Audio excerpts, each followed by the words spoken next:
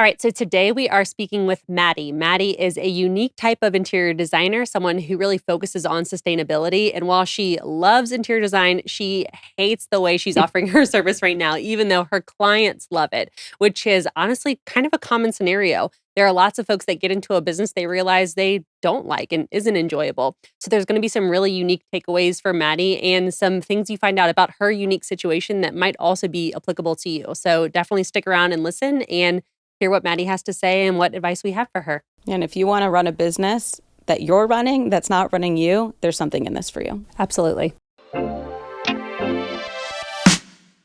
This is Your Business Hotline, where we take calls and answer questions from real business owners to help them design a business that works for the life they want. I'm Kate. And I'm Dara. And together we have more than 25 years of business building experience that we are ready to share with you. Want an unusual glimpse behind the curtain of these companies? Let's get into it. All right, so we have Maddy on the phone today. Maddy, we're so excited that you called in with your question. We'd love to hear what it is and a little bit more about your business. Hi, thank you so much for having me. I'm really excited to be here. My name is Maddy, and I run Whatsoever Things Are Lovely, where I help creative and entrepreneurs make their spaces look, function, and most importantly, feel better. So I'm a deep believer that your environment affects your mindset. I think it shapes the stories you tell yourself about your life, which can be deeply and powerfully impactful, especially when you're an entrepreneur. So essentially, I help people make their spaces work as hard as they do by using design to tell their stories of success and reflect their values, find work-life balance, and kind of help them hit their goals.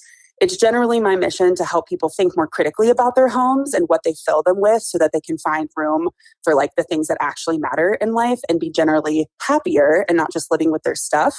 And in general, create significantly less waste within the home industry. So my approach to design is really intentional and mindful, which means it takes a lot of time, strategy, energy, and effort. So this is a fledgling business for me. It's really new. And one of the ways that I have made the majority of my money so far is through one-on-one design services, which is pretty typical for an interior designer. And specifically, I have a larger package that I have where I'm working with a client for roughly 2 to 4 weeks, which is an extremely accelerated timeline, but allows me to really deeply focus on one client at a time and kind of deep dive into their issues. And theoretically, this service could make me enough money in my business to be happy and do this full time. But the thing is that I hate it. I hate it a lot. I don't like to do it. I dread rolling into these services. My clients love it. But every time I book a new client for this service, I am totally dreading the project itself. So I think in general, my goal is to be able to do this business full time with some level of one-on-one service with a client. But I'm not sure if it's this one or if it needs to be another one. Well, first of all, you've done an excellent job at explaining what you do. That in and of itself is Yeah. a feat. Not 10 out of 10. everyone can do that. And it's super, super clear what's going on. We are sorry to hear that you hate what you do. Happy to hear that your clients love what you do. That's an interesting dichotomy, but really great. And if we're hearing you correctly, it sounds like your goal is also very clear. You want to work full-time in this business. It sounds like you do have a desire to work one-on-one, perhaps not with the way that you've packaged your service right now, right? Totally, exactly. I find that working one-on-one with clients is a really great way to really provide a lot of specific value and do a lot of education around my mission. But this service in particular has taken up so much time that I've ignored a lot of other revenue streams that I could possibly be building, like brand partnerships and affiliate income and speaking and educating and some digital products. So goal is to build a profitable business to do this thing full time, but I'm not able to do that right now because this service is sucking up all of my time and energy. So I actually have a 2-part question, Maddy. One, whenever someone signs and you get that notification that someone's paid, they sign the proposal, is there a specific part of that process that you envision that you're like, screw this, I can't believe I have to do this again? And then 2, for the other pieces like the brand partnerships, et cetera, that you could be making money doing, is all of that more exciting to you than the potential of a one-on-one service you might love? So love this question. Yes, for the first part, it's funny because I'm excited to sign on these clients and to sell this service. It's only because my head is immediately focused because I'm a creative and I'm a designer at heart. My head is already in my client's space. So when they come to me and they say, I have an office and it's draining me and I don't feel like a CEO and I have imposter syndrome and I'm trying to start this incredibly cool values aligned business, I'm like, absolutely, let me have a part of that. I can totally help you. So I'm not even like dreading it at that point. It's once they have signed with me and I'm like starting to dive in that I realize how much time and effort that it does take to solve these problems in a really like mindful and sustainable way, which is how I've always run this business. So it's only once we kind of get started that I start to tread it. But like the initial phases is usually good. And then I'm sorry, I totally forgot your second question. That's totally fine. So like, let's say you had your dream 2 to 4 weeks or even a different timeline in a one-on-one service. Would you choose that over some of these brand partnerships, or what about these services makes you choose to focus on one over the other? Yeah. So, okay. This service, I think when I like got started with this business, I was like, I'm an interior designer. Was struggling with how to feel about that as a whole because I would not consider myself similar to the rest of the industry in the way that I think about design and the way that I package my services. So that was already hard enough. But then obviously I'm like logically interior designer equals one-on-one services. And that's just kind of how I started to build this business. And I built it during COVID. So this service is a virtual service, which is great because I can do it from anywhere. And I really value time and location freedom. So that part's really good for me. But I would say no, that the prospect right now of doing brand partnerships, doing more educational stuff to just kind of like continue to talk to people about how their environments are affecting them and how they can take advantage of it. Like that's really where I'm excited to show up. But I wonder sometimes, or I don't know if this is fear or just like curiosity on my part, where I start to go down the rabbit hole of I'm wondering how helpful that is for people. Like it feels like if I'm working with people one-on-one, then I'm like actually in people's homes and we're solving problems, and that feels really great and tangible. But I just really want to stay close to this mission. So while I'm like way more excited about all these other revenue streams, I'm like also not sure if that is, I don't know, like deep enough, if that's actually going to make a difference, if that makes sense. Yeah, Absolutely. totally makes sense. Is there any part of you that has interest or knows that you don't have an interest in bringing people on the team to also support? Yeah, so that's a great question. I feel like over the last year, my vision for this business has drastically changed. When I started this, I really dreamed of having a really lean business. So open to bringing on like contractors and using tools. But over the last year or so, my life has changed pretty dramatically. And I have gone back into the job market to look for a job, which has also made me start thinking about, okay, my vision for my original business was like not even anywhere over like $100,000 in revenue. Like that was max, which is amazing and great and wonderful and like a number I strive to be at. But now I feel like in my life, because I've had to take on looking for this other job, I'm like, you know what? I think I was playing too small to begin with. What's that $500,000 dream? What's this bigger dream that looks like? And I think I would be very willing to take on help to get to that much larger dream. You know what I mean? Yeah. Like I want to keep things lean as possible because I like time and location freedom, and I don't want to like drag other people like through I don't know, any situation that wouldn't work for them or feel like I'm I want to maintain that freedom, I guess is the easiest way to say that. Yeah. But I also don't want to play small. Totally. Well, it's interesting because it sounds like the potential stability of you working for someone else is giving you the opportunity to spread your wings more and fly even bigger or broader or Yes. grander in this business, which is exciting because when you can have that stability, like Kate and I talk about this all the time, that there's so much in the ether around entrepreneurship that you have to jump off the cliff and you have to go all in and take huge risks. And if you're not 100% committed to it, that it's not going to work. And we call bullshit on that. Yes. Because at the end of the day, if you're making decisions from that place of fear or desperation or scarcity, that's going to parlay into the outcomes you're seeing in your business. And ultimately just how you feel when you're operating your business. And your clients are going to feel it in the way that you market. They're going to feel it in the way that you do consults with them and the way that you're delivering the product or service. And we're not here for that. So at the end of the day, if you can find something that's offsetting the income that you need and creates the spaciousness of income, of brain space, of creativity for you to be able to build the business in a sustainable way. Because there's something that you've said to us offline that you also haven't hit on, which is that you would do this whether or not you were paid. And, you know, I'm going to just get into some stuff that you shared with us prior. And so hopefully you're comfortable with sharing it because you shared it under the guise of it being on this program. is that you've never made more than $12,000 a year in this business in the first place, right? Yep. So for all intents and purposes, you are kind of already doing that, where you're not necessarily getting paid or paid much to do this.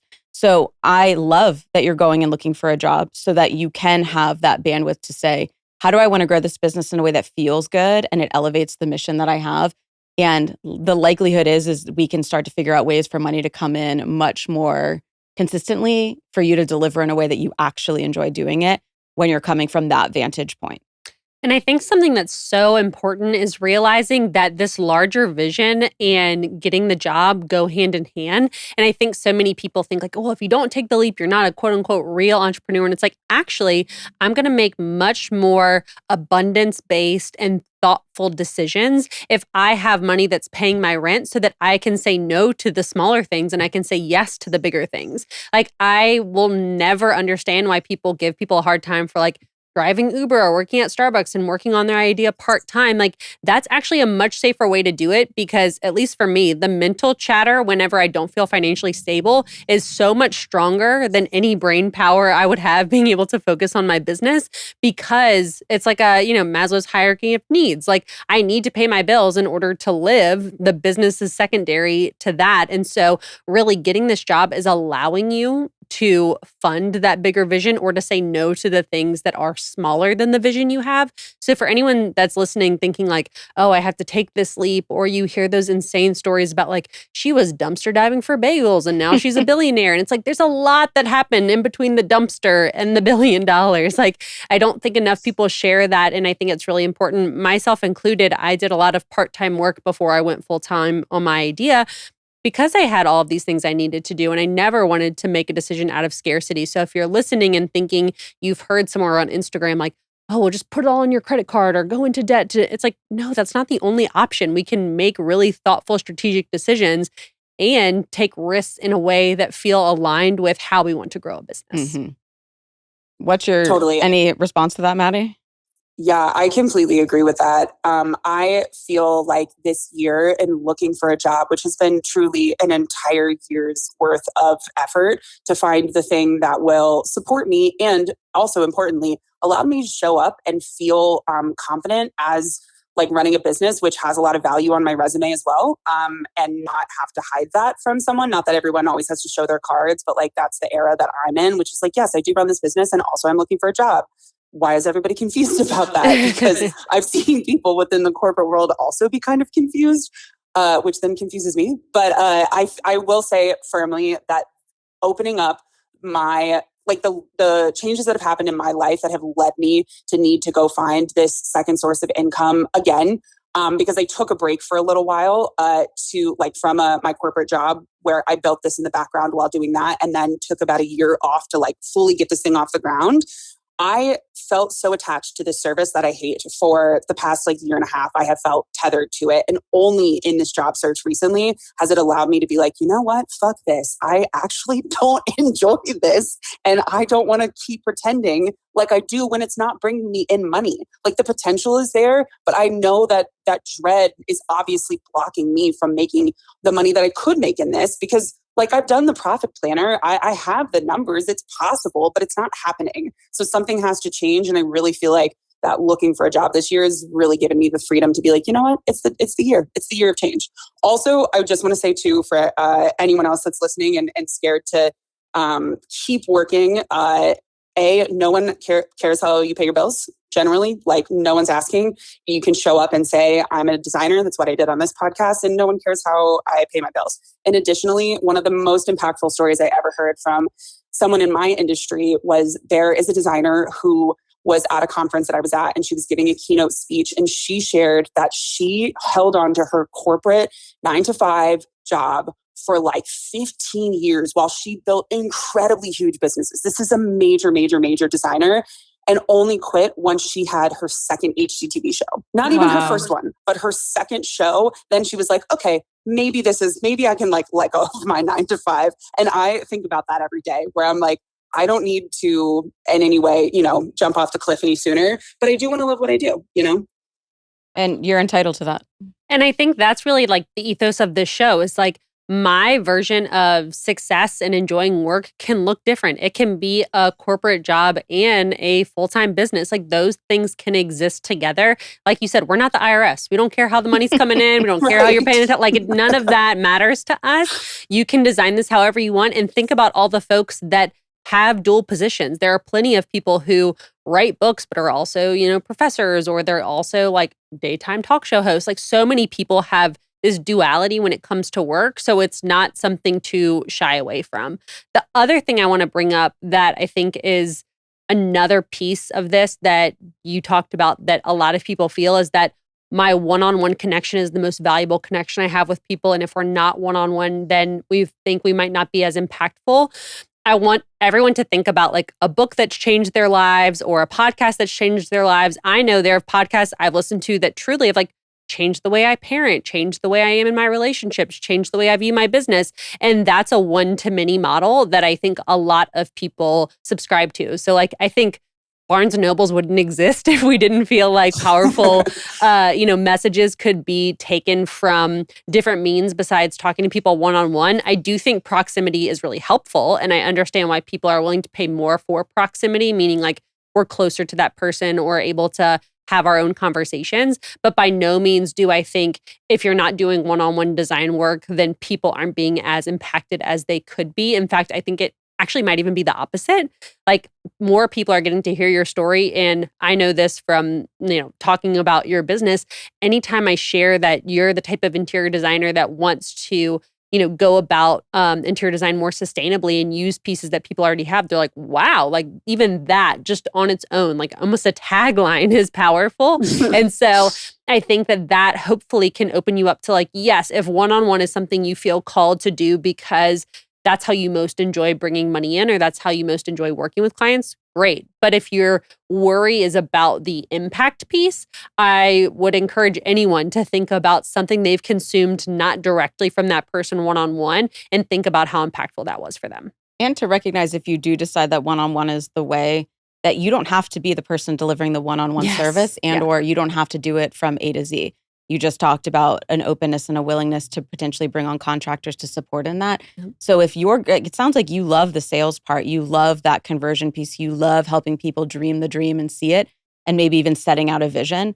Perhaps, I'm not prescribing this, but perhaps that's when you bring someone else in to actually execute on that vision from there, because that's the part that you don't like. Or perhaps pieces of that you hold and someone else comes in to support on that. But to Kate's point, it could look entirely different. The world is your oyster. Like I think of companies like Havenly, which are online interior design services, where they have such a scalable model. And there are individuals who are consulting, but they're contracting them. So there's scalability. It is completely virtual. And whoever the founders are of that company, who I actually vaguely remember, I think from Shark Tank, are not the ones giving the service. But it comes down to that question of what kind of business do you want to run? And if the thing that you like the most is being in direct contact with people, whether that's from a stage or as a personality online or with a show or doing one-on-one work, that's for you to decide. And that's going to deeply influence the structure of the offerings that you have and how we'd suggest that you go about doing things from there. Another piece I want to make sure people understand when we're talking about the duality of having maybe a corporate job and having a business.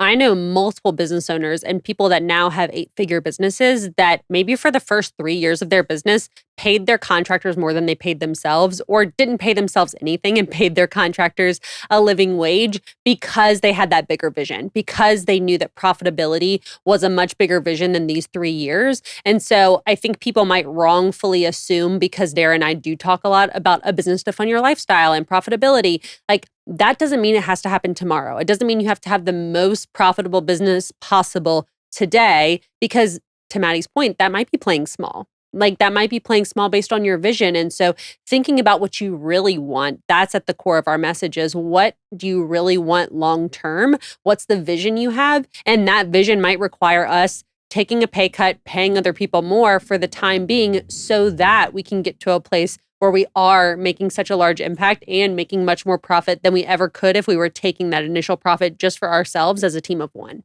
Yes, and considering that there are multiple ways to have people on your team than just, I pay you an amount, whether that's a retainer or a salary or an hourly wage for your like what you're doing. Sometimes that's bringing on a business partner. Mm-hmm. Sometimes that's an equity share. Yep. Sometimes Sweat equity. Yeah, sometimes that's pay based on performance and outcomes. Yep. Sometimes it's commission because they're doing sales. There's so many different ways to structure that, and to also consider what you want that to look like based, again, on what's the bigger vision that you have and what are the different ways and paths that could help get you there.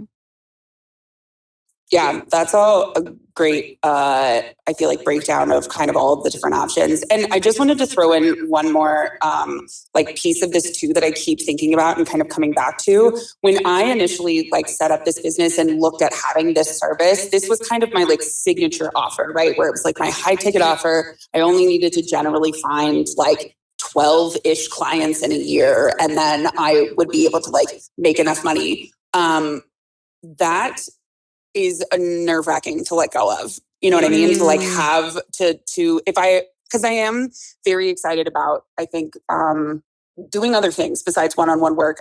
Kate, your note about like how impactful podcasts are was kind of a big duh for me, because I first listened to you on a podcast many moons ago that, changed my life very drastically. And if I could be the Kate Rose now in someone else's life, that would just be cherry on top of my life. And I would love that so much. So I am excited by that possibility for sure.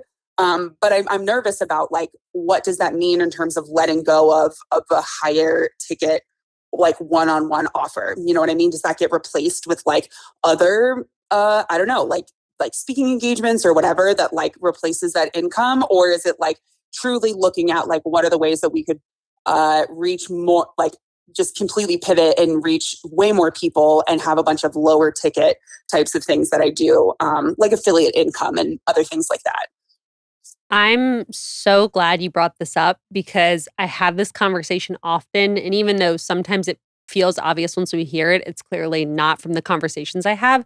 When you no longer have a signature service and you're looking to do things at scale, you're really trading one amount of work for another. I think sometimes we wrongfully assume that like a one-on-one service requires all this time and we can just sell a product and that doesn't require any of our time. It's like, no, your time is now spent on Instagram. Your time is now spent on podcasts. Your time is now spent reaching out to those people in terms of brand deals. And so that is such an important piece of this equation of like, okay, in order to make the same amount of money, because I'm scared of letting this thing go, what do I have to do now? Do I have to reach out to speaking bureaus? Do I have to reach out and pitch myself to podcasts, to brands, to, whatever it is? Do I need to pay more in Google Ads because I'm going to need to have ads for this product? We don't think enough about what we're trading. It's kind of like that saying of like, what shit sandwich do you want to eat? It's like every job has something that's not fun or something that requires work. And so where do we want to be putting that work in? For some folks, they love the idea of reaching out to brands and talking to brands. For some people, like myself, it makes me want to vomit. And so it's like, okay, like, well, maybe we're doing something a little bit different, but knowing that each has a different type of work or, amount of effort you have to put in to make it work. Because I think it's really easy to like glamorize, what people call quote unquote passive income. I call it scalable income because I don't think any of it is truly passive. Scalable income takes work. It's not something that just you put out that PDF online and all of a sudden thousands of people have purchased it. You're either putting in money or putting in effort somewhere. So you, Maddy, and for anyone that's listening, thinking like, would I enjoy reaching out to brands? Would I enjoy putting out a podcast, marketing it, showing up on Instagram 10 times a day? Like, what feels good to me in terms of energy? And the one-on-one service might feel better. And so that's a decision for everyone to make on their own. Yeah. So what are those things for you that you absolutely love doing in the business or could foresee yourself loving doing? Oh, that's such a great question. And also probably the hardest question I feel like that you've asked so far. Asking people to figure out what they really want is way harder, I feel like, than people think it is. I really like talking about this, which sounds dumb, but it's true. I could sit all day long and talk to people about how their environment affects their mindset, why that is important, changes that they can make in their space, strategies that they can use, and whether that's like demonstrating that to them through a one-on-one service or just truly speaking about it. That is my favorite and easiest thing to do. I feel like there's a zillion modalities in which that could come across. None that I have really explored too deeply, but I like this to call into this for you guys. This is easy for me. This is like the best part of my day to do this. Great. Yeah. So like you said, that could look a lot of ways or turn into a lot of things, which is great because it gives you options. It's also probably not great because you're like, I just want to answer. You want it to feel clear. But at the end of the day, the signals are in front of you. You've got all of the puzzle pieces. You get to choose how the puzzle fits together. So when you say, I love to talk about this, I love to share about the mission, I love to inspire and encourage, and it may not mean I'm actually executing on that beyond that. That again flags things for me of, that's great salesmanship. Yes. That's great marketing. That's great thought leadership. And sometimes those things dovetail and sometimes they're separate. And from there, then the question becomes, okay, of those things, what would I want to consistently do with the time that I'm spending in the business? Because that needs to be front and, foremost for you. Because if that's the thing that energizes you, a lot of the other stuff in the business that may come as a byproduct of whatever position that ends up taking may not be your favorite things. And in the short term, you may or may not have people to outsource or delegate those things to, because one, you might not understand them enough to be ready to create a system or a process for someone to do that. And two, you may not be ready or interested in allocating resources or equity or partner, anything for that. But to start from that place and then cast the vision. I mean, again, starting from this place, not of what's the fear of letting go of this thing that I created. And for anyone who doesn't know what a signature service is, it's just language that Kate and I like to use for, this is sort of that primary thing that people come to me for, that they know me for, that takes them from where they are to where they want to be. And I know that it effectively gets me where I need to go for this business to fund the life that I want and give me the way that I want to feel through the course of doing that. But so as you think about that, and if you can eradicate or at least just say like, thanks, fear, appreciate you. I get why you're there. You're my old school reptilian brain just trying to protect me from something. But right now, this isn't really relevant. I'm not in mortal fear and I'm going to get a job. So my bases will be covered. Then it's the dreaming state. We're moving from what's the state of utility to what's the state of potential and possibility. And for you to say, you sound very lit up when you talk about sharing. And we've seen things that you've done with brand partnerships and Instagram stories and how you're getting engaged on this podcast or speaking. And so to Kate's point, are the ways that would facilitate you doing those things consistently to make the money that you want, things you actually want to do? Like ultimately at that point, you might become, your business is really about sales, or your business is really about marketing. Or do you say no, actually, I love the intimacy and seeing the before, during, and after of working with someone. And these are the pieces of that puzzle that I want to take on. And then these are the pieces that I'd like to figure out creative ways to backfill. Right. And, I think so few people actually expressly say they like sales or they like talking about the thing or they like this. Sales. And see, so I think that but when you are someone like that, that's also another reason why Dara's had amazing speaking opportunities and she's been the host of events before. It's she's great at that. And for her to have that skill, that's something to double down on. And so I think if you do have that skill, the scalability is actually much more achievable than folks that are I only want to be back end. The idea of talking to a client freaks me out. The idea of getting on Instagram, I hate showing my face. If you were in that camp, I would say maybe brand partnerships aren't for you, or maybe we don't need to be talking about the scalable income piece. But I think because that is your skill set and you would like to be someone who's talking at scale about this with more people and making more of an impact, that might actually be kind of a blue ocean for you. And blue ocean just meaning it's an untapped opportunity for you because so few people expressly admit yes, I would love to be doing the sales side, as many people, don't think that sales would be fun for them. Especially in the space that you're in where it's creatives. Yes. And creatives love to offer the thing that they do well, but don't often love the actual business execution piece or the back end part to make it sustainable. So there's also some opportunity for you in knowing that. Yeah. So I know that, like Dara said, it's annoying to not have an answer, some one thing that we have suggested. But I think we do have some clarity on the fact that moving away from a one-on-one service, if that's what you decide to do, is not the end of the world, or actually leaving money on the table in a way that it might be if you didn't have the great skill set that you had. Yeah, it feels in fact like a whole new world and the beginning of Please start singing. something new as opposed to a death of something else. Cue A Whole New World, Aladdin. I was about to say. Exactly. So reflect for a second, because as we wrap up, I'd love to hear how some of this is landing and what you plan to do with some of these thoughts that are probably stirring in your head. Yeah, I mean, I'm feeling energized and excited after talking about my business in general. So I think sitting with that feeling and letting that direct and kind of like live freely out in the world is important, right? I don't think I've given myself enough credit for how excited and how lit up I am and just truly like speaking and sharing about this. And I think the note about that kind of points to maybe a more like scalable business model for me is exciting.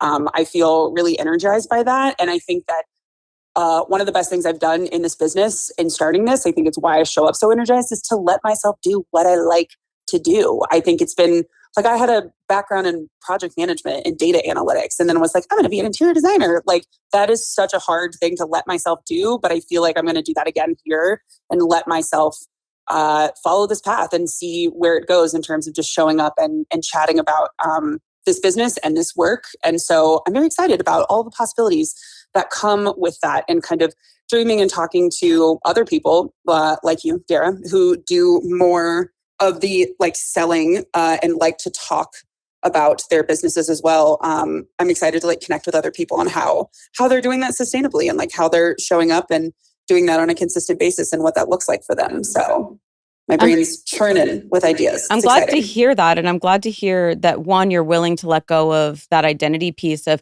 well, I'm the data person and I'm the number cruncher and I'm this and that, and saying, well, I now choose this totally different thing that might feel out of left field to someone else, but I see why it makes sense and I'm going to choose that.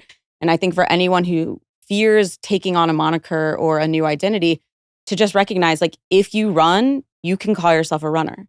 If you write, you can call yourself a writer. If you design something, like, you know this, Maddy, like I designed the house that we built with zero experience prior to that. People are like, are you an interior designer? I'm like, sure. Yeah. I did it, therefore I can be that thing. Like, you get to choose what that is. So props to you for allowing that evolution to transpire and not allowing the doubt or the hesitation of, well, did I do this or would people consider it this or that? Like, you're doing it. So why not own that thing and lean into it? I just think that that's so important. Well, and I think just like we're not the IRS, we don't care about how you make money applies. But we do to care like, that it's legal. Yeah, we care that it's legal, obviously, but we don't care if it's coming from a corporate job or entrepreneurship. The same thing goes with titles. I've told this story in our, group coaching program before, but I had a friend, we were on our way to an event at a hotel. She was working at Anthropologie at the time, and I knew she wanted to be a floral designer. And so she was like, well, what do I tell people? Do I tell people like I'm thinking about? I was like, no, you're a floral designer, point blank, period. Today, that's what you do. You've done it before. You've done it successfully. You've done the installations in front of the window for Anthropologie. You've designed florals. She did it at that event. And then fast forward 2 years, she actually did the floral design for RIP, Joe Jonas and Sophie Turner's wedding. Wow. Even though it didn't work out, the florals were beautiful. Okay. The flowers were Those will be remembered stunning. forever. So even if the marriage doesn't work out, we have great photos of the florals. But I say all of that to say she could have shown up there and said, well, right now I'm doing I don't care. Like, no one needs the autobiography life story of everything you've done or what the IRS sees you're getting paid for. She designs flowers. She wants people there to know her for that. That's all that's relevant. And so I think that knowing that, and like Dara said, being able to shed that identity when you want to or need to, I think is so powerful. Yeah, it's been a work in progress, I think. And I think another part that's been helping me is that like shedding identities is just, I think, also helping me become closer to my authentic self, because it's, yes, you're like shedding an identity, but you're also just like adding to who you are as a human. I feel more like multifaceted in a really fun way, and able to show up exactly as I am with my background and what I'm currently doing now. Nothing better than that. Because at the end of the day, what are we all trying to do here? Many of us, I think, if not most of us, are looking to become the most ourselves we can be, to better understand, to evolve, to lean into that, and to feel like we can own that unapologetically. And the fact that you're allowing this process to be part of the unearthing of that, I believe, is exactly what its purpose is in the first place. Yeah. So Maddy, please keep us updated, because I think, for a lot of folks hearing like there's a lot of possibilities, there's a lot of opportunities. I at least get super nosy and curious. I'm like, well, what did they decide? What did they do? So please keep us updated with whatever the outcome is or whatever happens over the next few months, because I know there's lots of people listening that'll want to know. I will. Thank you all so much. This was so helpful. I'm feeling so energized and excited. I'm so glad. Thanks, Thank Maddy. you so much.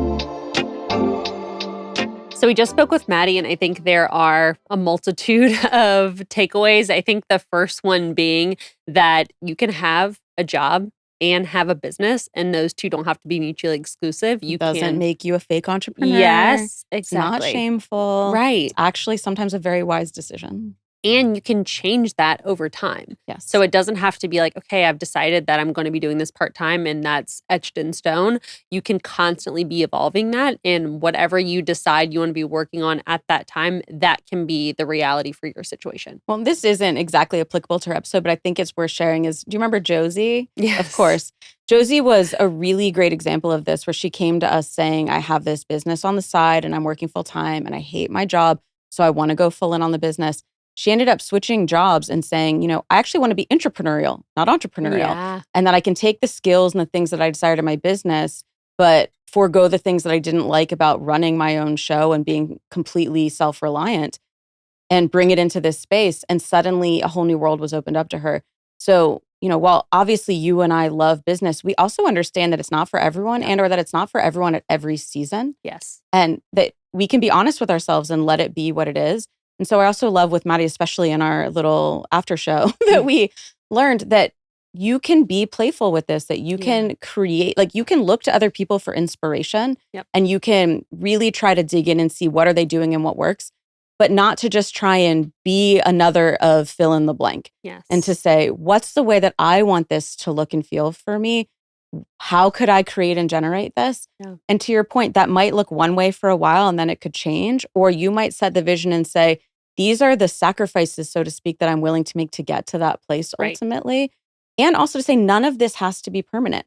That you can go in and say, for 60 days, 90 days, 120 days, I want to test and see how this goes, whether it's with a partner, with a teammate. Like when I brought in a partner to my 5th company, we partner dated for 7 months. Yeah. Where I said, our goal is to end up doing this together. And you and I sort of did a similar thing. We just didn't describe it in that way. Right. Where I said, we're not signing a co-founder agreement or an operating agreement. We are not formalizing this legally until we have dated, so to speak, enough to know we both want to do this. Right. We feel confident in the way it's going, and we both get to have a ripcord. Yes. And that can apply to any part of the way that you structure this, that to the point of the episode of no one is asking or caring how your money comes in. No one is asking or caring about what's going on behind the scenes or how you feel about it or this or that, but it's not going to be sustainable if you don't find a way to operate it where it is something that you more often than not are enjoying, even given the shit sandwich or two that you talked about. Exactly. And so I think that not only can you change the number of titles you have, the type of relationships you have in your business, the co-founder or employee type of relationships, you can change the services. I think that was a huge realization for Maddy, was that she thought that impact comes best through one-on-one. And if I don't do that, I don't know if I'm making an impact. And we reflected on there's so many ways that we've all been impacted by people that's not directly sitting down with them one-on-one. I think especially now in this day and age, there's so many people we know online, or we know through a book, or we've consumed their content. We're joking about, seeing John Legend's house on Instagram. It's like we are consuming things from people that have an impact on us. It doesn't have to be a one-on-one relationship. And so that frees us up to be making money in a lot of different ways inside of our business, even if that is one lane, technically. Yeah. One thing I am glad didn't come up in this episode that is often a red flag that we hear a lot is, well, I just want the scalability. And like you said, with shit sandwiches, you're just trading one type of effort for another type of effort, where people will come in and say, well, I just want the quote passive income, or I just want the $30 product that I sell 1 million of them a year. And you're like, okay, well, is your skill set really good at audience generation and conversion of digital ads and products? No, you don't like that? Well, that maybe isn't the lane for you. And one of my favorite expressions is to do the thing that scales. You have to start with the thing that doesn't scale. And that's not always fun or sexy, but sometimes it also leads us on an unknown path that we wouldn't have expected. When I moved into this 4th company of coaching, I was so reticent for so many reasons, one of which is I didn't think I wanted to trade time for money. I didn't want my calendar beholden to people's schedules and to these coaching sessions. And I was so wooed initially by that concept of, well, let's create scalable offers and let's create only digital products. And then no one can ask or, expect anything of me on a personal level. But the more that I started doing the unscalable things so that I could learn the patterns and the behaviors and the desires and the needs and the real necessary trigger points that actually caused a catalyzing effective impact for people and the outcomes they were looking for. By doing that one-on-one to theoretically move into that bigger scale place, I actually loved that so much and I was shocked by it. Yeah. So to remember that sometimes we don't know until we try, and it's Right. okay to experiment and, like we said, change our mind. Well, and the irony of some people saying like, I no longer want to have a boss. I just want to be free and have my own time. It's like, now your boss is your clients. Now your boss is your customers. Now your boss is your calendar. And so you're still going to have someone you're beholden to. There's still going to be work to be done. I always equate it to like when you go into a job interview and you immediately ask about vacation. It's like, whoa. Like we're doing work here. It's like, yeah, just when you come into entrepreneurship for the sole purpose of not working, I think that can be a dead end. So I'm really glad that we addressed that, because I think sometimes that's a misconception people have about entrepreneurship is like, then I don't have to work for anyone. It's like, no, we're still working. We're working in a different way, but we're still working. Absolutely. Well, Yeah. I'm grateful to Maddy for bringing these conversations to the table. Hope that you grab something from it and are able to apply it to your life and or your business. Yeah. Hope you enjoyed it. Thanks for listening to Your Business Hotline. If you liked what you heard, please subscribe, rate, review, and share with business owners just like you.